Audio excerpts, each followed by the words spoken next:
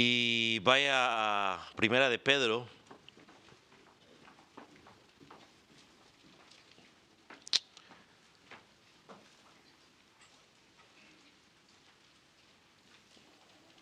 Capítulo 4.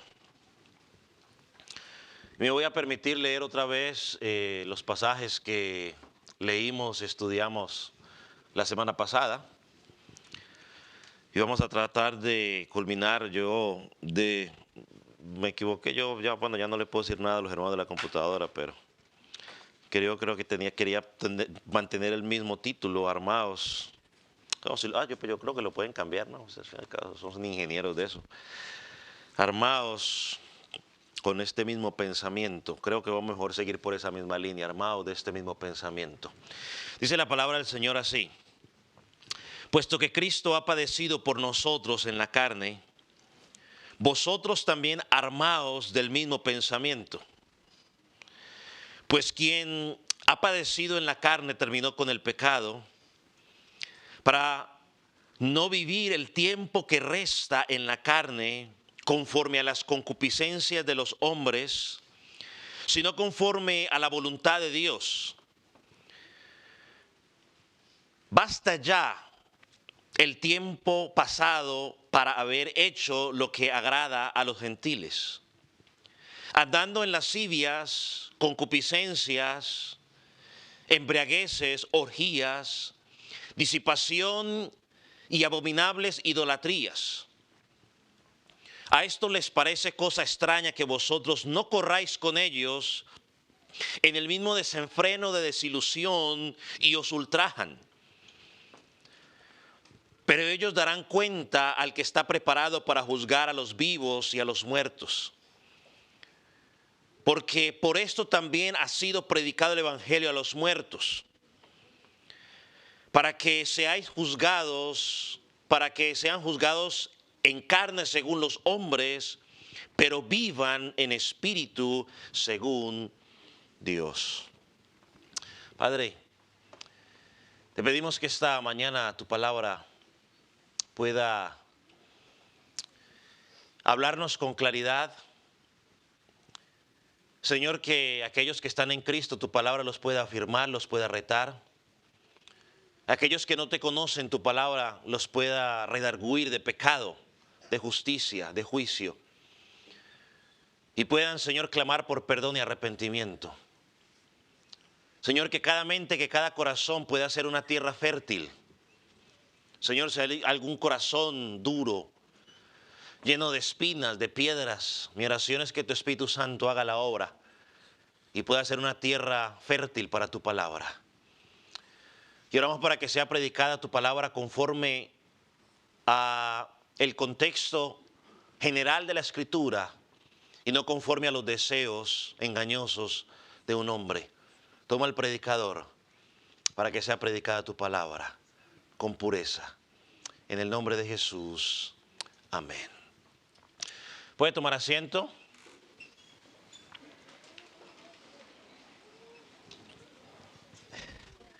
Me voy a permitir en esta mañana hacer una reseña corta y rápida de lo que hablamos la semana pasada, pensando en aquellos que no tuvieron la oportunidad de acompañarnos y de escuchar la palabra para ponerlos en contexto. Al comienzo de esta sección, basándonos quizás en el versículo 1, el apóstol nos dice: armaos del mismo pensamiento. Quizás fue el título de nuestro sermón la semana pasada. Hoy lo cambié, pero quizás puedo regresar al mismo. No afecta o no daño a nadie al hacerlo. Armaos del mismo pensamiento. Y dijimos que esa palabra armaos era un término que se refería a los soldados que se preparaban para ir a combatir en la guerra. Y luego nos hicimos la pregunta de cuál pensamiento está hablando el apóstol Pedro. Ese pensamiento lo dividimos en dos áreas, pensando en el contexto en lo que hemos venido estudiando. Y el primer pensamiento es que Cristo sufrió, pero su sufrimiento fue su máxima victoria. Y hemos explicado hasta el cansancio quizás contrario a lo que a veces enseñan por ahí en algunos lugares, que aún en el sufrimiento, cuando pasamos por momentos difíciles en nuestra vida, por causa del Evangelio de Jesucristo, hay bendición. Durante ese proceso hay crecimiento espiritual para nuestras vidas. Y encontramos grandes ejemplos en la Escritura de hombres de Dios que por medio del sufrimiento crecieron espiritualmente. Así que debemos estar armados con ese pensamiento de que aún en el cristianismo vamos a sufrir por causa de Cristo. Ese cuento Disney, ven a Cristo y tus problemas se acaban, es simplemente eso, un cuento Disney. En la Escritura vamos a encontrar sufrimiento, y más cuando queremos vivir una vida alineada a la palabra de Dios. El segundo pensamiento es que Cristo, pensando en el versículo mismo 1, dice, pues quien padeció en la carne terminó con el pecado. Es decir, el dominio del pecado sobre el creyente ha terminado. Ya no somos más esclavos del pecado. O sea, nuestra vida tiene que ser cautivada por esos dos pensamientos o por ese pensamiento. Y alguien preguntará, ¿para qué tenemos que armarnos con ese pensamiento? Bueno, el versículo 2 en adelante, el apóstol Pedro nos muestra el para qué. Y cuando hablo de para qué, es para propósito. El por qué siempre hace una pregunta de interrogante. El para qué implica más el propósito. ¿Cuál es el propósito por el cual tú y yo tenemos que armarnos con ese pensamiento? ¿Cuál pensamiento? Que Cristo padeció, pero fue triunfante, y que Cristo en su muerte derrotó el pecado. Dice el versículo 2, para no vivir el tiempo de vida que te queda. Yo no sé cuánto tiempo te queda. Te pueden quedar 15 días, y alguno dirá, pastor, por favor, bueno, no, yo no sé. Te pueden quedar 15 días, te pueden quedar 30 años, yo no sé. Pero Pedro dice que el tiempo de vida que nos queda, ya no vivamos conforme a ¿qué? A las concupiscencias de los hombres, sino conforme a ¿qué? A la voluntad de Dios. Claramente el apóstol Pedro aquí nos presenta un contraste entre dos estilos de vida, ¿cierto? Una vida, y son dos estilos de vida que son antagónicos, o sea, antagónicos que se oponen, son opuestos entre ellos. Pedro aquí presenta una vida de un hombre que es esclavo del pecado y representa una vida que es libre del pecado. Representa un hombre que es esclavo del pecado, que es manejado o controlado por el pecado, por sus pasiones, por sus deseos, y nos presenta a un hombre que es manejado, que es controlado, ¿por qué? Por la voluntad de Dios. Dicho de otra manera, una vez que tú estás en Cristo, ahora tienes la capacidad, o voy a usar otra palabra, tienes el dominio propio para obedecer y seguir la voluntad de Dios. De hecho, un rato que estoy hablando, entré ahí a la clase, los jóvenes hablaban un poco, ¿no?, del obedecer a Dios. ¿Cómo mostramos que le estamos creyendo a Dios? Y ahí decían, obedeciendo a Dios. Ahora, todos como cristianos, ahora Pedro dice aquí, vamos a empezar. Pedro dice, se refiere a las concupiscencias de los hombres. Pastor, una palabra más fácil para concupiscencias. Bueno, los deseos de los hombres, cuando estamos muertos en delitos y pecados. O sea, esos deseos de los hombres, esas concupiscencias, es la condición del hombre sin Cristo. Todos estuvimos en un momento en esa condición. Pero en este punto de la vida cristiana, todo el que es cristiano sabe que aunque estamos en Cristo, esos deseos no han sido totalmente eliminados. Mientras estemos en este lado de la eternidad, seguiremos con esa lucha contra esos deseos. El que está en el mundo no sabe nada de esa lucha. Él no entiende, porque él anda en la esclavitud y sigue, el creyente, como ahora es libre en Cristo, tiene la capacidad, pero tiene esa lucha. Santiago lo dice claramente, que cada uno es tentado según que sus propias concupiscencias. ¿Sabe usted cuál es la diferencia? Una de las tantas diferencias que hay entre los incrédulos y nosotros los salvos. Que ellos creen que son libres porque según ellos pueden hacer lo que a ellos se les da la soberana voluntad, pero en realidad son esclavos del pecado y sus deseos, mientras nosotros somos verdaderamente libres. Eso enseña la palabra. Porque ya no somos esclavos del pecado.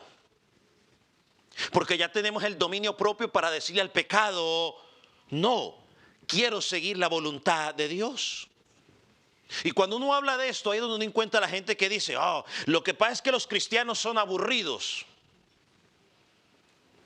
Y yo no quiero ser cristiano porque es que en el cristianismo no le dejan hacer lo que uno quiere. Y empiezan a soltar una lista de todas las cosas que supuestamente le cortan a usted.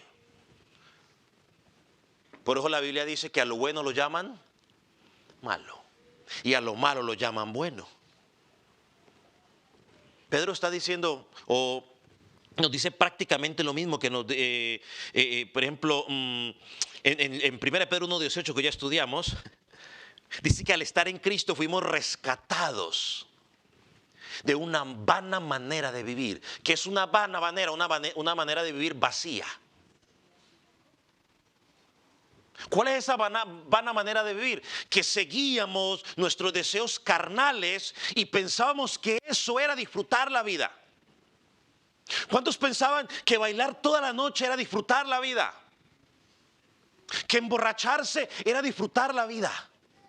Que drogarse, eso sí es disfrutar la vida. El hombre tener 4 o 5 mujeres, eso es disfrutar la vida. La mujer tener 2 y 3 y 4 hombres, eso es disfrutar la vida. Eso es lo que el mundo nos quiere mostrar.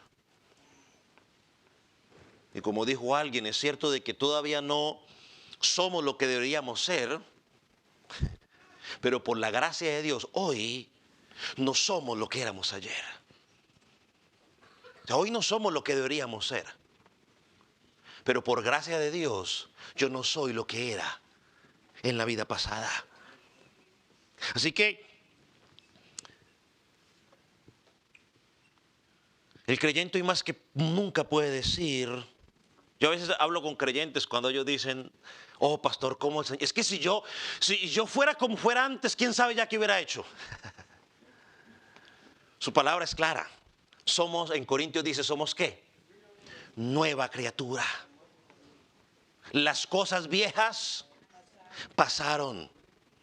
Las cosas viejas que quedaron atrás. ¿Cuáles eran las cosas viejas?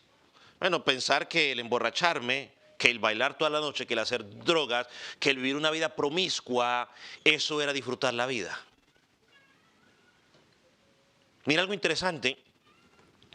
Cuando hablamos de las concupiscencias de los hombres, cuando usted va a Efesios 5:11, no tiene que buscarlo, Pablo, hablando de lo mismo, nos dice que erais tinieblas, ahora sois ¿qué? Luz. Por lo tanto, anda como hijo de luz. En 1 Corintios 6:11, no lo busque, solo para que tenga de referencia a los que anotan. El apóstol Pedro nos da una lista de muchos pecados, quizás muchos de los que vamos a mencionar aquí. Y al final dice, y esto erais algunos de vosotros. O sea que éramos. No podemos seguir viviendo de la misma manera. Yo cuando pienso en esta frase, para no vivir el tiempo que resta en la carne, esa carne habla de nuestra vida. Me habla de una acción que yo tengo que tomar. Yo me la puedo pasar pidiéndole a Dios, Dios, que cambie tal cosa en mi vida. Pero si yo no tomo la acción de hacerlo, no sirve de nada. Porque es que Dios no se va a bajar y lo va a hacer por mí. Yo soy que tengo que hacerlo. Pedro dice aquí, para que ya no vivas el resto de vida. Hermano, nadie lo va a hacer por ti. Es mi responsabilidad. Dios me salvó, amén. Dios me equipó, amén.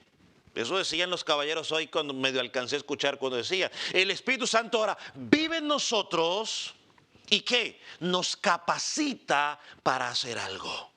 ¿Y quién tiene que hacerlo? Yo. Yo tengo que hacerlo. Entonces, ¿qué es lo que no debemos hacer según el texto?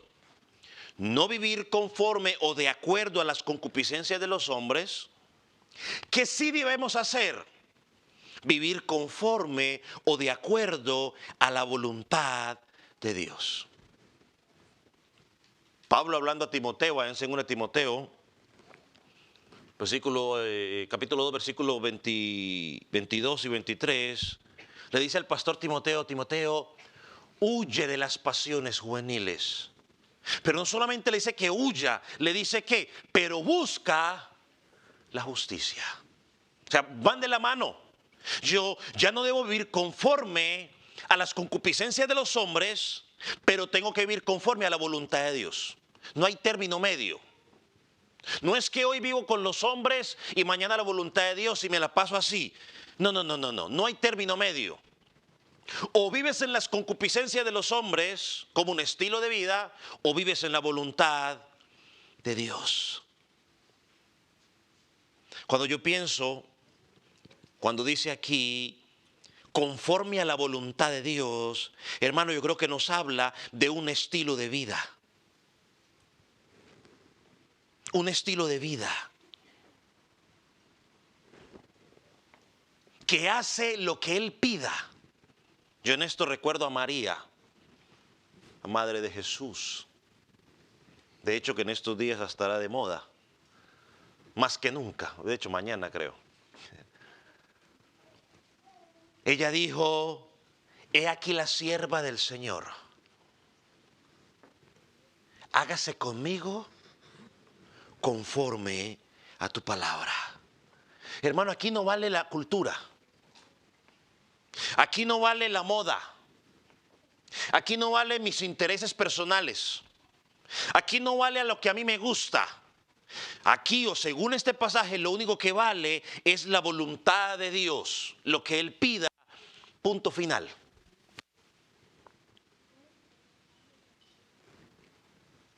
¿Por qué no debemos vivir conforme a nuestras concupiscencias?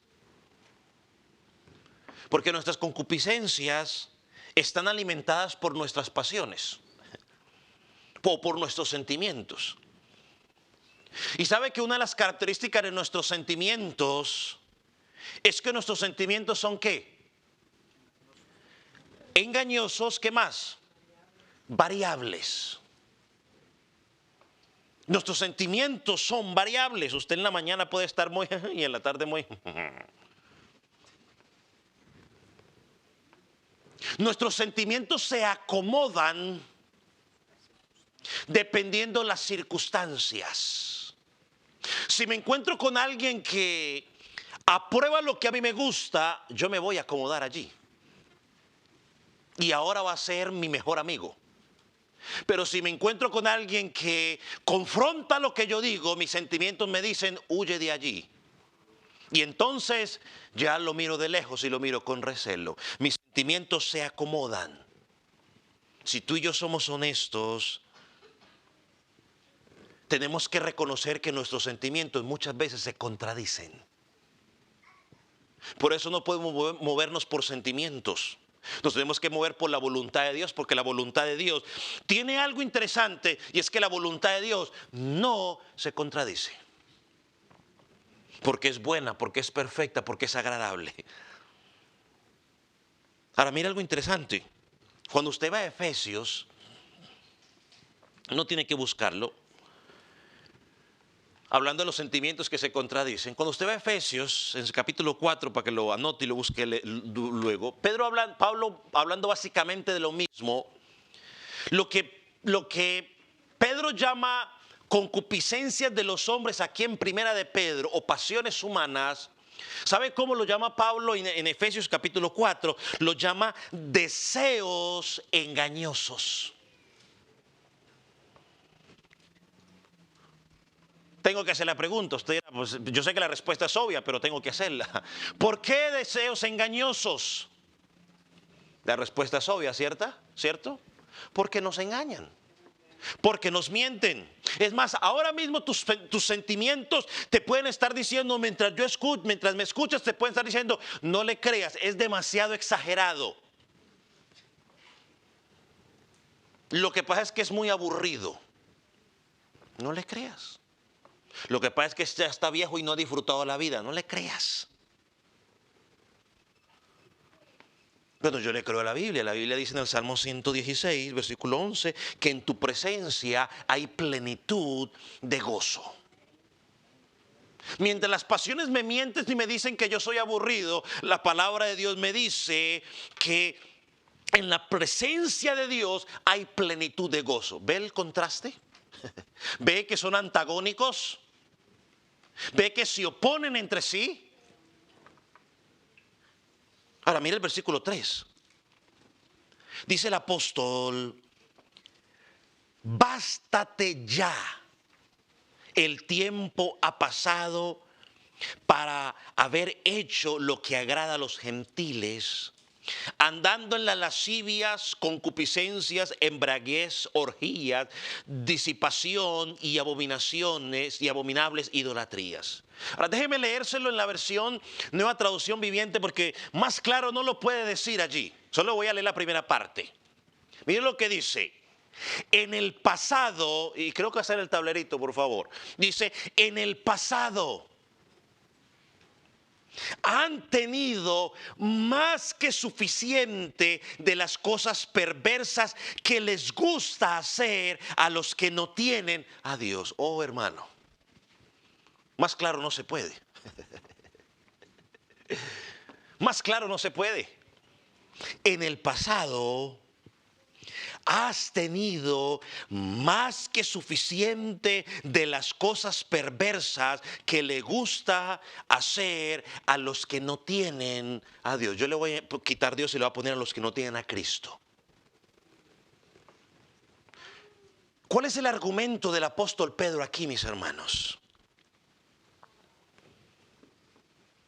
El argumento es, no te dejes arrastrar por esos deseos carnales, porque cuando estabas en el mundo ya tuviste suficiente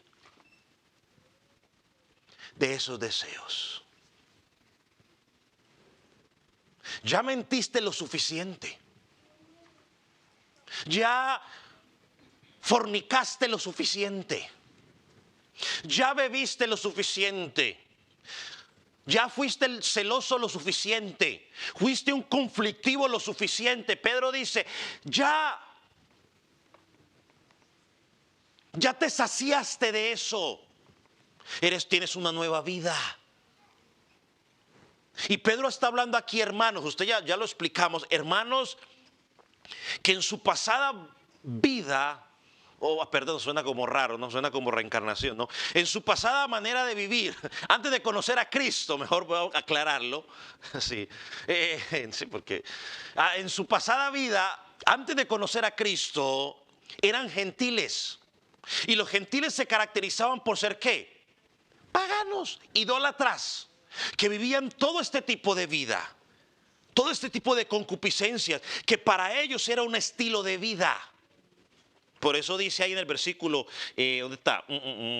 3, basta los gentiles, después de los gentiles dice, andando.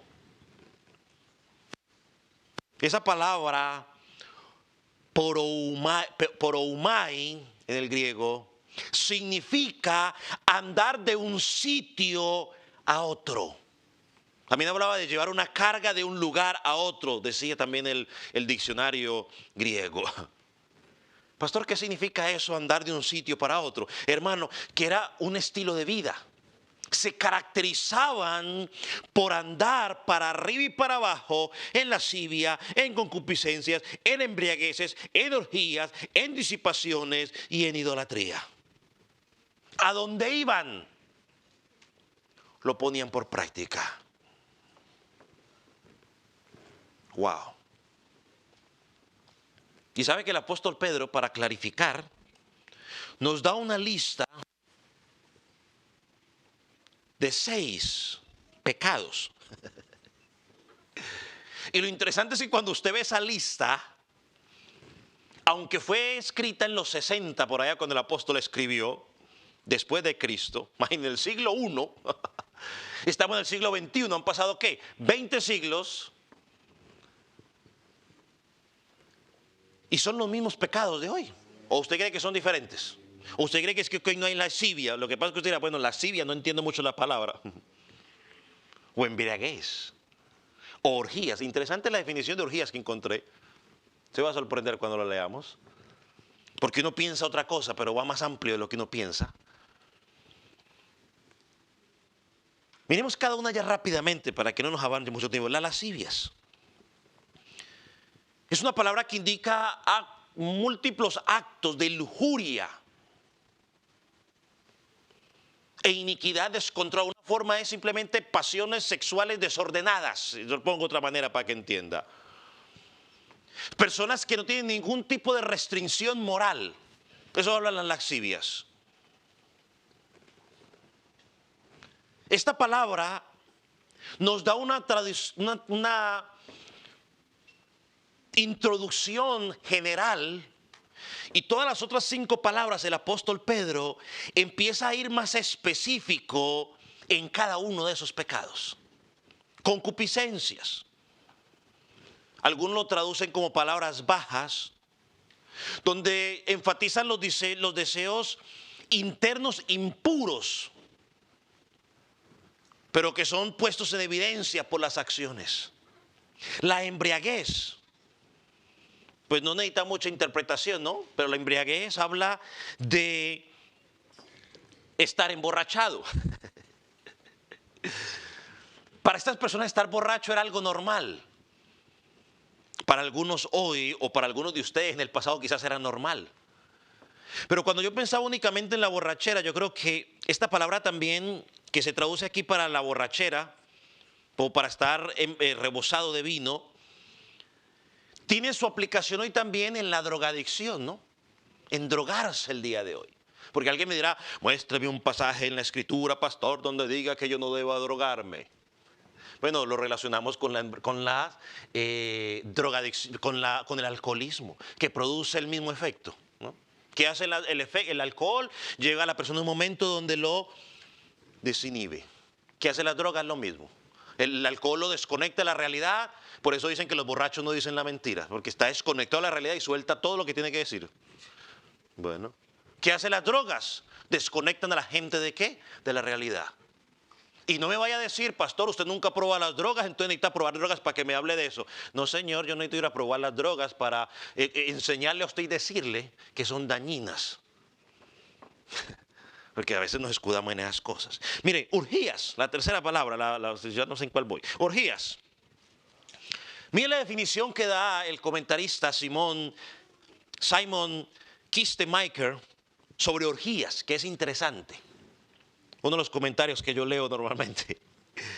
Dice, es una procesión nocturna y desordenada de individuos medio borrachos y en tren de jarana, o sea, es decir, de escándalo y de broma, que desfilan después de la cena por las calles con música y antorchas en honor a Baco o en algún otro dios, y que cantan y jaranean ante las casas de sus amigos o amigas. En otras palabras, está describiendo un ¿qué? Un festival callejero. Quizás muchas veces usted estuvo en algún festival callejero, pues usted estaba en orgías. ¿no? Los festivales que se hacen, no sé si, bueno, yo le iba a decir, pero no lo digo para no molestar a nadie. Por esa razón, cuando ustedes, todos los que tienen la nueva traducción viviente o la traducción lenguaje actual, se darán cuenta que ahí que esa frase que aquí es traducida como orgías, ahí es traducida fiestas desenfrenadas y fiestas escandalosas. Cuando cierran las calles, ¿no? Cierran las calles, ¿no? Y empiezan las orgías ahí. Música desordenada, gente borracha para arriba y para abajo. Bueno, todos los que crecimos en nuestros países. Bueno, mejor voy a hablar de la ciudad donde yo crecí mejor para no ir a decir otras cosas. La ciudad, es más, el barrio. No me falta que me esté escuchando alguno de Armenia y diga, ah, qué mentira. Voy a hablar de la cuadra donde yo vivía mejor entonces. Cerraban las calles y empezaba el desorden total. No dejaban dormir. Bueno, yo sí dormía. Mi papá era el que decía que no lo dejaban dormir. Yo sí dormía. Yo dormía en la parte de atrás, pues a dormir se ha dicho. Pero yo estoy seguro que más de uno sabe de lo que estoy hablando. Así que la definición de orgía es mucho más amplia. Porque algunas veces pensamos en eso y pensamos únicamente en lo que usted ya está pensando. No. Va más allá. Esas prácticas. Disipaciones. Estas otras disipaciones. Mire lo que significa esa palabra. Significa parrandas o fiestas de bebidas. Parrandas. Esa palabra sí la usamos más y sí la entendemos. Cuando estaba en una parranda o pachanga. Fiestas de bebidas. Y miren lo que dice este comentarista sobre esta palabra. Significa una fiesta en que se bebe, y no necesariamente en exceso, pero donde se da la oportunidad para el exceso. O sea, la orgía era un desorden donde están ahí. No, aquí la parranda es donde si están bebiendo, no en exceso, pero se puede promover al exceso. Ahí es donde los creyentes dicen, pastor, pero ¿qué tiene malo ir a la fiestica, pastor? ¿Qué tiene malo ir a la parranda, pastor? ¿Qué tiene de malo, pastor, ahí vamos a usar la definición que da el autor aquí? Pastor, ¿qué tiene de malo ir a una fiesta de bebidas? No, pues dígame usted, ¿qué tiene de malo? ¿No van a beber en exceso, pastor? Amén, no van a beber en exceso. Vamos. Yo preguntaría, ¿qué tiene edificación una fiesta de bebidas? Porque si le digo parranda, usted no, pero ¿qué tiene edificación una fiesta de bebidas para un hijo de Dios? Ah, pastor, es que me lo voy a ganar para Cristo. Muéstreme el primero de ustedes que ha estado en esas parrandas y se ha ganado uno para Cristo. O dígame aquí, ¿quién está aquí? Porque alguno de esta congregación fue a una fiesta de parranda y allá le predicó a Jesucristo y por eso usted hoy está aquí. Levante la mano, por favor. O levante la mano el que algún día estuvo en una parranda y allá le predicó del evangelio. Pues ese tiro, levante la mano, quiero verlo por curiosidad. Ninguno, no, sinvergüenza, levántela.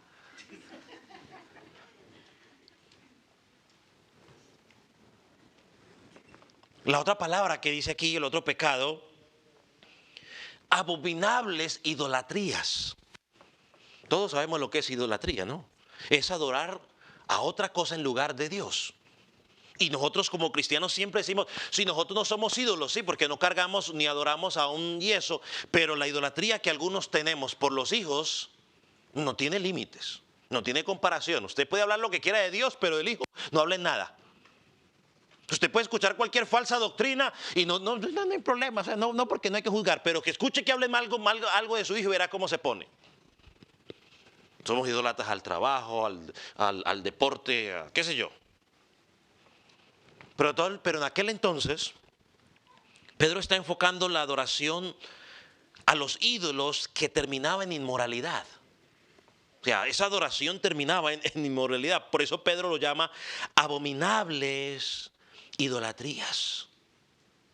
Ahora, cuando usted y yo empezamos a leer el contexto de la escritura y comparamos esta lista con lo que el apóstol Pedro enseña, tenemos que decir, tenemos que decir que esta no es la única lista. Si usted va, por ejemplo, a Romanos capítulo 13 y 14, si usted va a Gálatas 5, 20 al 21, usted encuentra las mismas que Pecados, quizás lo usa un sinónimo de esas palabras, pero son los mismos pecados. Describen el estilo de vida de una persona sin Cristo. Pero nos dice, ese era tu estilo de vida. Ahora vive una vida diferente. Ya no te saciaste, dice Pedro, de hacer esas cosas. Hermano, la pregunta es, ¿qué necesidad de regresar o seguir practicando algo que practicaste por años, que no te dejó nada bueno? Es que yo pregunto en mi ignorancia, ¿cuántos de los que les gustaba la borrachera me pueden decir que la borrachera le dejó algo bueno? Yo al menos aquí he escuchado el testimonio de dos, de por lo menos de dos, que están vivos, espero, porque Dios tenía un plan para ellos, porque en su borrachera les dieron sus buenas zarandeadas, al menos de dos. Bueno, hay uno que estoy confundido, no sé cuál de los dos fue. A uno de los dos, no sé cuál de los dos fue, pero hay uno que le pegaron sus zarandeadas bien buenas por andar en sus borracheras. A otro sí lo tengo bien clarito, como si hubiera sido ayer, que me lo hubiera contado. Está vivo de milagro, por andar en sus relajos, y en la droga también, pues.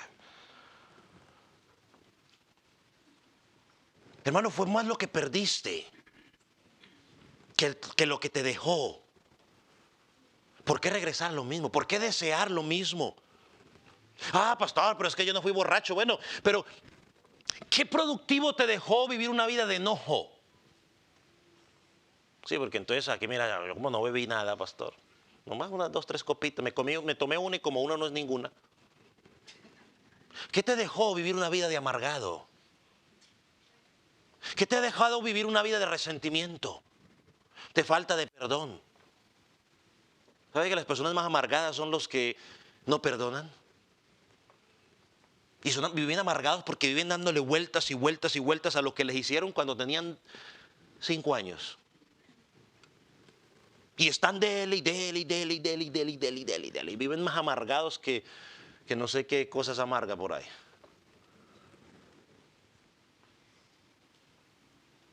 Por eso es que a mí me sorprende cuando la gente, los cristianos, los que dicen cristianos preguntan, pastor, pero ¿y qué tiene de malo escuchar música mundana, pastor?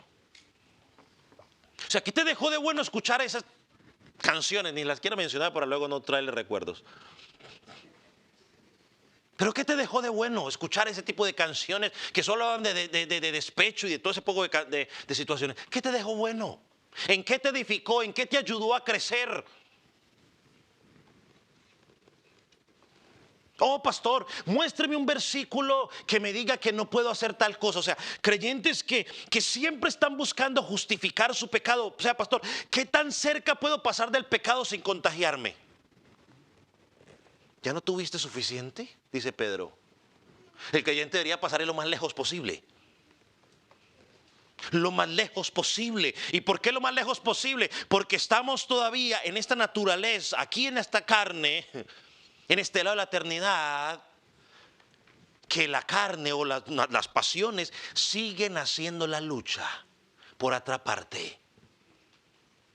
Santiago lo dice y lo repito una vez más: cada quien es tentado según sus propias concupiscencias, sus propios deseos.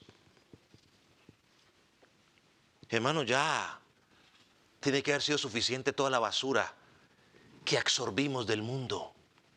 Y muchos de los que estaban aquí, si son honestos, podrían decir que hoy están sufriendo consecuencias todavía de esa basura que absorbieron del mundo. Pedro dice, basta. Que el resto de vida que nos quede lo disfrutemos, pero haciendo la voluntad de Dios. Hermano, aprovecha el poco tiempo que le queda. La vida es corta. Aquí sí voy a usar la frase que dicen en el mundo: la vida es corta, aprovéchala, disfrútala. Pero disfrútala en la voluntad de Dios. Tú me puedes decir con certeza cuántos años perdiste de tu vida. Tú me lo puedes decir. Pero aquí no hay nadie que me pueda decir con certeza cuánta vida le queda. Porque para estar vivo, para morir, solamente es que estar vivo. Y en cualquier momento Dios puede decir: tu tiempo ha acabado. ven para acá.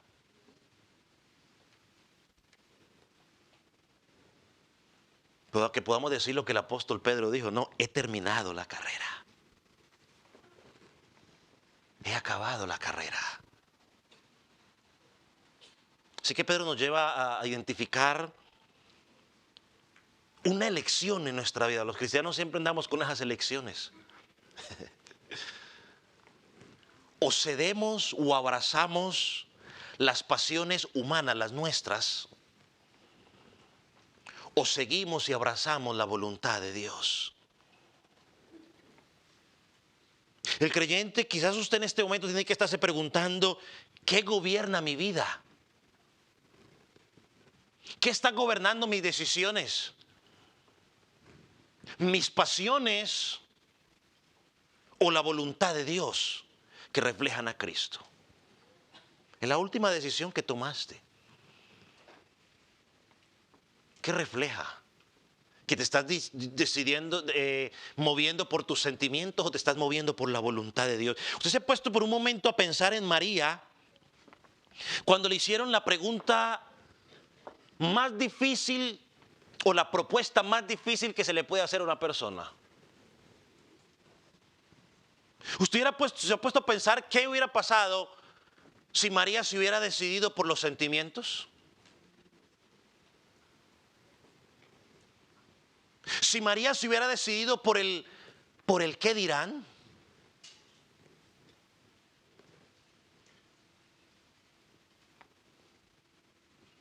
Pero ella no se movió por los sentimientos. Quizás los sentimientos, yo me puedo estar imaginando que ella tuvo que tener una lucha interna por un momento. ¿Qué van a decir? ¿Qué va a decir José? ¿Qué va a decir mis papás? ¿Qué va a decir la sociedad? Porque hoy no decimos nada, la sociedad dice, oh, pues, ¿qué más podemos hacer? Pero en ese tiempo le iba a costar la vida. Y más con el cuento de que fue embarazada por el Espíritu Santo, imagínense. De blasfema no la bajaban.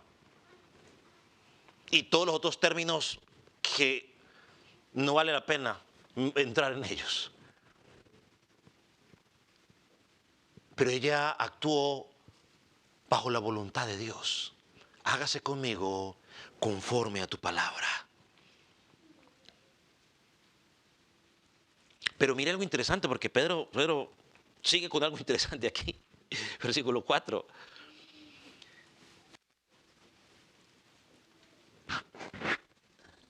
Porque cuando tú y yo vivimos disfrutando la vida, haciendo la voluntad de Dios,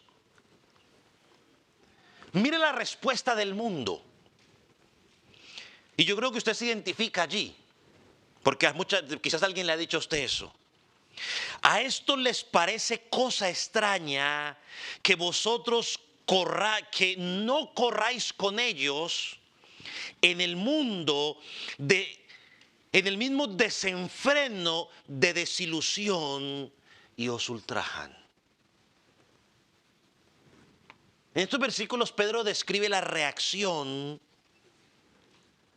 de aquellos que viven en un mundo de delitos y pecados. Y cuando te ven a ti haciendo la voluntad, es más, es que esto yo mismo lo he visto dentro de la congregación. Yo he visto personas que le han dicho a otro creyente, ole, y es que tú no te cansas de servir tanto en esa iglesia.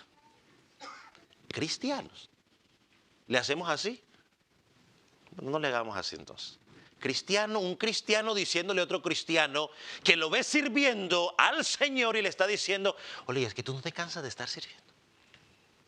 Y es que tú no te cansas de estar allá, que miércoles, que domingo, no te cansas, y tú te aburres. Yo a veces me pongo a pensar, ¿no? Yo a mí mismo le digo a mí mismo, ¿qué tipo de reflexión es esa? Que alguien le esté diciendo a otro creyente, oye, ¿tú no te cansas de servir a aquel que te salvó? Aquel que te dio vida, ¿no te cansas? Aquel que no se cansó en la cruz.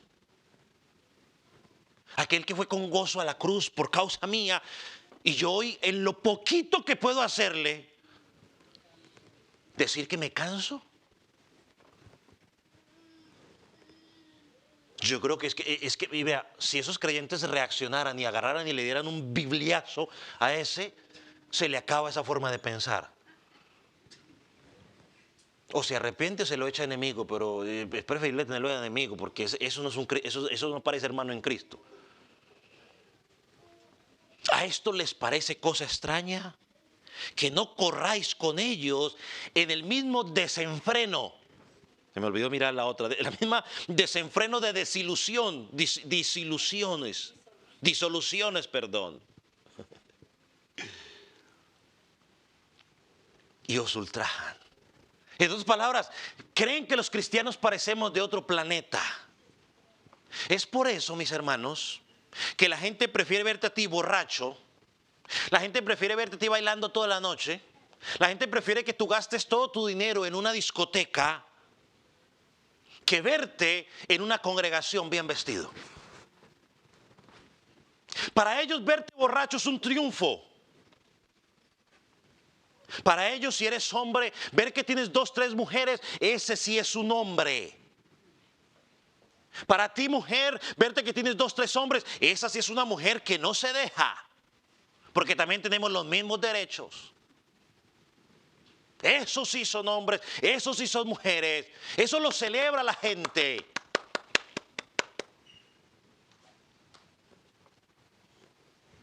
¡Qué logro!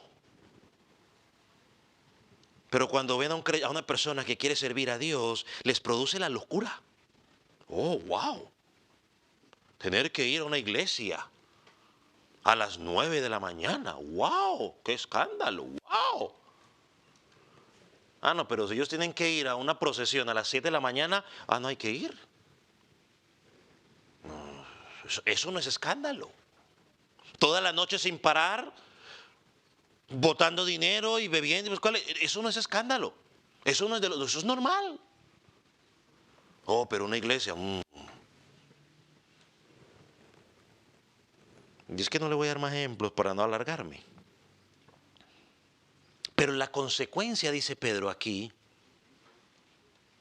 no solo se extrañan de ti, no solo te ven como el patito feo, sino que dice Pedro aquí que te van a ultrajar.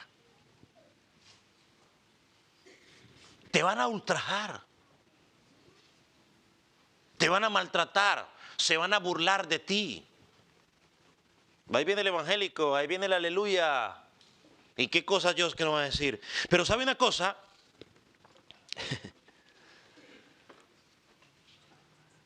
Que nos ultrajan porque tú no haces lo mismo que ellos hacen. Pedro nos da una esperanza aquí. Y es que esas personas van a enfrentar el juicio de Dios. Dice el versículo 5. Pero ellos, o sea, los que te están ultrajando, darán cuentas. ¿A quién? El que está preparado para juzgar. Yo en mi ignorancia pregunto, ¿de quién está hablando allí? De Cristo. El que va a juzgar con justo juicio. Una de las mayores tentaciones que enfrentamos los cristianos cuando sufrimos injustamente es vengarnos de todos aquellos que nos lastimaron. Todo el que me ridiculizó, que me difamó. Y luego buscamos formas sutiles, porque a veces buscamos formas sutiles de vengarnos. Es más, le confieso una cosa. Cuando yo tenía como 18 años, por ahí, no, 18, 17 años. Estaba en la casa de una chica que me simpatizaba. Entonces había una foto por ahí, había un carrito y nos estaba mostrando. Entonces yo dije, un día me voy a comprar un carrito como ese. Dije yo, pues muchacho de 15 años, pues que estaban sus sueñitos. A lo que el Señor contestó, el papá de la muchacha, de una forma burlándose de mí, que yo no iba a lograr nunca comprar un carro así. Yo le dije, ok, pues yo me quedé callado, no dije nada, porque pues, ¿qué puedo decir ahí? Gloria a Dios, Dios me dio la oportunidad, llegué aquí. Y un día, hablando con otro hermano de allá, me acordó de esa familia. Y yo me acordé de esa frase que él me dijo. Y en la primera reacción dijo yo, ahorita le tomo una foto a mi carro y se las mando. ¿Sí? Pero luego entré a la voluntad y dije, bueno, o sea, ¿y qué voy a ganar con eso? Nada. Pero a veces cosas sutiles, ¿no? Hay el deseo en nosotros de vengarnos, de decir algo a los que nos... En ese caso fue que me ridiculizó, ¿no? O aquellos que nos han difamado. Pedro nos da un incentivo aquí. Pedro nos da un incentivo aquí tremendo. Donde te dice, no te preocupes, tú relájate. Sí, te van a ridiculizar, te van a lastimar, van a blasfemar de ti, pero tú tranquilo. No hagas nada, porque dice aquí que darán cuentas a Dios como juez. Y yo no sé los que han estado un día delante de un juez terrenal. Imponen esos jueces, ¿cierto? Los que hemos estado allí, imponen esos jueces con su forma de actuar, su vestimento, de allá donde están, que nadie se les puede acercar porque están rodeados. Eso impone. Y uno llega ahí, sí señor, no señor, y usted va así. Yo me acuerdo la primera vez que fui a una. Ahora imagínese estar delante del juez, el Rey de Reyes, el Todopoderoso, como menciona el hermano. Hermano, esto fortalece nuestro espíritu en esos momentos de sufrimiento. Y recuerde, eran hermanos que estaban siendo perseguidos, muchos estaban muriendo y otros iban a morir. Y Pedro le dice, tranquilos, hermano, este pensamiento debe llenar nuestra mente, nuestro corazón. Yo voy a descansar en él. No cedamos, no nos dejemos intimidar cuando te están burlando de ti en la escuela porque tú estás orando. Cuando se están burlando en la escuela porque de pronto a la niña le ven el ring el anillo de la promesa. Y dice, ahí estás casada. No, esto es una promesa de compromiso con el Señor. Y empiezan a burlarse de ti. Confía en el Señor, espera en Él. Que va a ser difícil aguantarlo. Quizás humanamente sí. Pero si estás en Cristo, Él no te va a dejar solo, sola. No te dejes intimidar, ellos van a enfrentar el juicio de Cristo. Y mientras para ellos será el lloro y el crujir de dientes, para el Hijo de Dios es entrar en el gozo de su Señor. Ahora mira el versículo 6 para no alargarnos tanto. Quizás es uno de los versículos que más dificultad puede tener aquí. Y cuando uno lee este versículo uno dice, yo no sé cómo Pedro luego escribe en el capítulo 2 que Pablo escribe cosas difíciles. Versículo 6. Porque por esto también ha sido predicado el evangelio a los muertos, para que sean juzgados, en carne según los hombres, pero vivan en espíritu según Dios. Este versículo es una motivación, hermanos. ¿Por qué motivación? Porque me permite ver que el evangelio produce vida. Que mientras el mundo piensa que el evangelio es una pérdida de tiempo, que venir un domingo a sentar a escuchar a un hombre predicar, un miércoles, cantar 2 o 3 canciones, a que eso parece aburrido, Pedro dice, es vida en Cristo. Ahora, yo quiero aclarar algo aquí porque se puede pensar que hay que predicarle el evangelio a los muertos para que se salven. Porque hay una segunda oportunidad de salvación. Hermano, no hay un solo pasaje en la Escritura donde podamos usar como base para decir que luego de que alguien muere hay una segunda oportunidad de predicar el evangelio para que esa persona se salve. No lo hay. No hay uno solo. Es más, la Biblia es clara en decir en Hebreos capítulo 9, si no me falla la memoria, que está estipulado para los hombres que mueran ¿cuántas veces? Una sola vez. Y después de la muerte, el juicio. No hay segunda oportunidad. Ahora piense por un momento. Si eso fuera lo que el apóstol Pedro está diciendo, piense por un momento. Pedro está escribiendo una carta para animar a los hermanos que están siendo perseguidos, ¿cierto? Para animarlos porque están sufriendo por su fe. Les habla de que tienen que perseverar, que aguanten, que no se rindan, que sigan adelante. Le está diciendo que dejen esa vana manera de vivir porque ya no viven de esa manera, viven una vida nueva. ¿De qué serviría eso que él les dé ese ánimo cuando luego les va a decir, y no se preocupen, que luego cuando se mueran les predican el evangelio y se van a salvar? ¿Qué sentido tiene eso? Pues ninguno. Porque entonces tendríamos que dejar de predicar el evangelio, pues vámonos para la casa a vivir la vida loca y al fin y al cabo cuando me muera alguien me predica y asunto arreglado. No tiene sentido. Así que no crea esa interpretación de que luego oramos por los muertos para que... No. Oramos por los vivos. Le predicamos a los vivos, no a los muertos. Y yo normalmente cuando me invitan a sepelios y cosas así, yo le digo desde el principio al que me está diciendo, porque a veces me han invitado hasta gente que no es cristiana, le digo, yo voy a orar por ustedes. No voy a orar por el muerto ya se fue. Lo siento, pero ya la persona que está ahí, en el segundo que se murió, en el segundo se fue. Ya no hay nada que decirle. Ya no hay que pedirle perdón, ya no hay nada que hacer. Por eso si lo va a hacer, hágalo ahora que está vivo. O está viva. Ay, que ahora sí, perdóname. No, pídale perdón ahora que está vivo, que él le puede decir sí o no.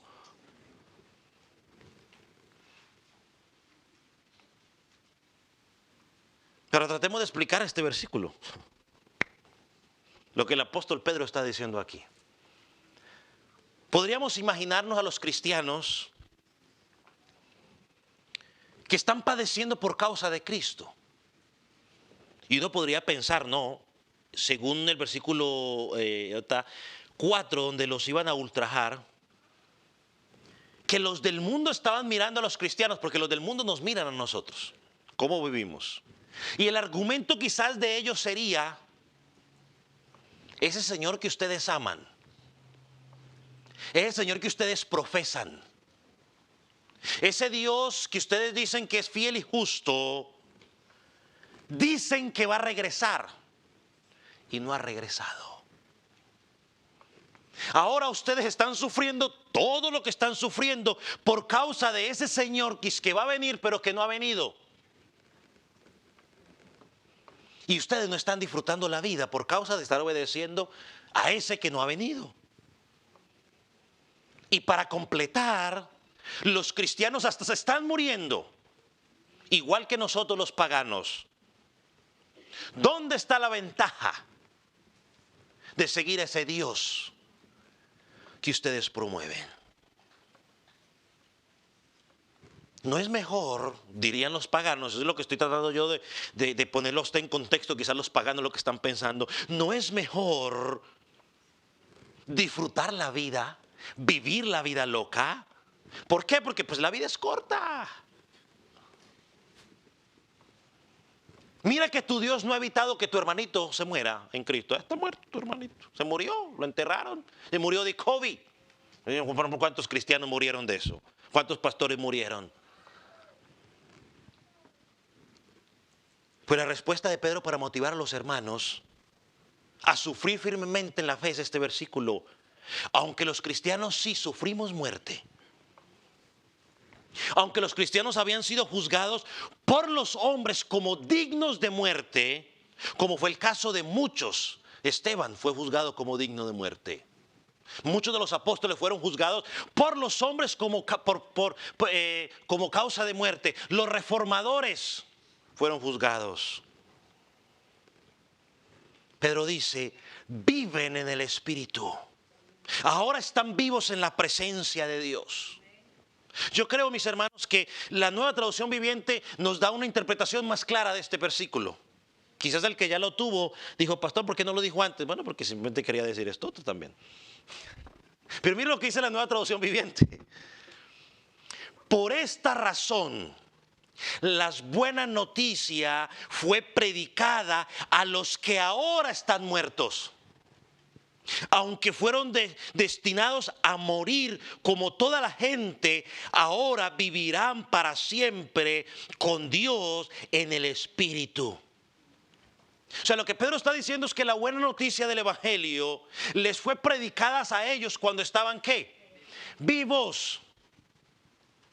Estas personas cuando estaban vivas, escucharon el Evangelio, creyeron el Evangelio y que ahora físicamente están muertos, no están con nosotros, espiritualmente están con el Señor, están vivos.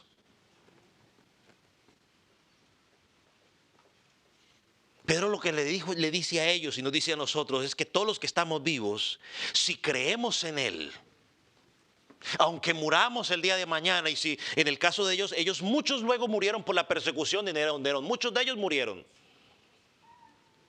Tienen que tener la seguridad de que van a estar en la presencia de Dios cuando eso pase. Una vez más, lo vuelvo a decir, el creyente no debe dudar. Pastor, ¿y dónde van los creyentes cuando mueren, hermano? Hay solo 2 lugares, por favor.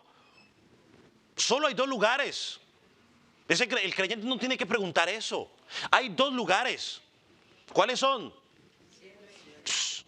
Solo hay 2 lugares, no hay un tercer lugar. El purgatorio no existe. El otro, ¿cómo se llama el otro? El limbo tampoco. Eso no existe. Bueno, existirá en la mente de otros, pero bíblicamente no. Hay 2 lugares. El cristiano sabe que si su fe está en Cristo, Juan 5:24 dice que no será condenado. ¿Y sabe por qué no será condenado? Dice Juan 5, porque pasó ¿de dónde? De muerte a vida. Y no la pasamos de paso de muerte a vida, de vida a muerte, de muerte a vida. No. Ese concepto, no. Pasamos de muerte a vida, no seré condenado. En conclusión, entonces, Pedro nos presenta aquí un desafío simple y directo. O te entregas a las pasiones desordenadas, o te dejas guiar por los impulsos de nuestro engañoso corazón, o nos dejamos dirigir por la voluntad de Dios. Lo cual seguir la voluntad de Dios nos llevará a que nos ultrajen, nos llevará a que tengamos sufrimientos, pero sabemos que al final habrá alegría. Sabemos que al final nada se compara. Romanos 8, 12, 18. Porque las aflicciones de este mundo, los maltratos de este mundo, el bullying de este mundo, jamás se compara con la gloria que ha de venir. Hermano, es mi oración que tú y yo podamos ver el valor de la belleza, de la gloria, del esplendor del Cordero de Dios, que en su obra salvífica y maravillosa entregó todo por nosotros y que su obra es más que suficiente. Que ahora su Espíritu vive en nosotros y nos energiza para vivir conforme a su voluntad. Hermano, que esas pasiones desordenadas, que ya tuvimos bastante de ellas, no controlen nuestra vida, que la controle su voluntad. Oh amigo, ¿y tú que estás en Cristo? Solo hay 2 lugares. Solo hay 2 caminos. El camino angosto y el camino ancho. Solo hay dos, solo hay, hoy casi digo otra cosa rara ahí. Solo hay 2 caminos. ¿Por cuál estás caminando? ¿Por el angosto, que representa la voluntad de Dios en este contexto del pasaje? ¿O por el ancho, que representa tus pasiones, lo que a ti te cae bien, lo que a ti te gusta? Solo hay salvación en Cristo. Y Corintios dice que el día de salvación es ahora que estás vivo. Una vez que tus ojos se cierren, ya no va a haber oportunidad de salvación. Póngase los pies, vamos a orar.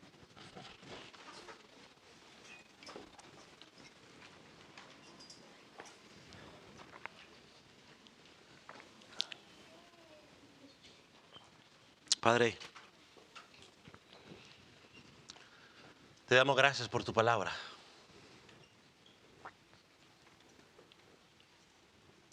Oramos para que nos podamos armar de ese pensamiento y que podamos entender que ya tuvimos suficiente del mundo en nuestra vida pasada. Señor, y que cuando esos deseos de nuestros corazones a nivel personal se quieran levantar, Señor, podamos decir no, porque estamos libres en ti. Señor, y que entendamos que tenemos tu voluntad, que es buena, que es agradable, que es perfecta. Señor, dirígenos, afírmanos a los que estamos en ti. No sabemos cuánto tiempo nos queda de vida. Señor, puede ser unas horas, puede ser días, meses, años, solo tú lo sabes. Pero que esos días de vida los podamos disfrutar haciendo tu voluntad. Señor, yo oro por aquel que está aquí y no te conoce. Entendemos que el único que puede redarguir de pecado, de justicia y de juicio es tu Espíritu. Oh, mi oración es para que tú hayas quebrantado ese corazón duro y haya entendido que necesita un Salvador, que necesita a Cristo. Señor, que pueda entender que no hay esperanza si no está en ti.